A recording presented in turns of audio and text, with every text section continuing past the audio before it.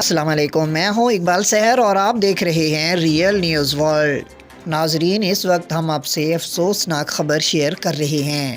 ڈیرہ غازی خان میں بھی سیلاب نے تباہی مچا دی، جس کے نتیجے میں کم از کم 8 افراد جاں بحق، جبکہ سینکڑوں گھر اور لاکھوں ایکڑ پر لہلہاتی فصلیں تباہ ہو گئیں۔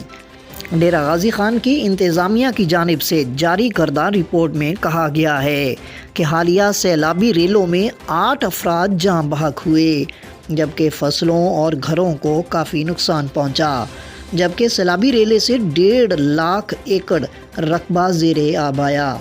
رپورٹ میں کہا گیا ہے کہ ریلوں سے 21 رابطہ سڑکیں متاثر ہوئیں اور 500 جانور بھی مارے گئے۔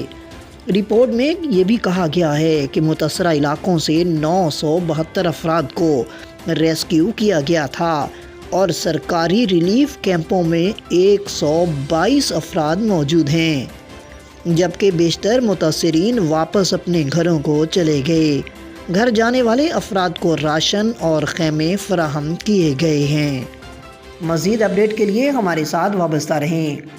اگر آپ نے ہمارے چینل کو سبسکرائب نہیں کیا تو کر دیجئے، بیل آئیکن کو پریس کرنا مت بھولیے تاکہ ہماری نئی ویڈیو کا نوٹیفیکیشن بر وقت آپ تک پہنچ سکے۔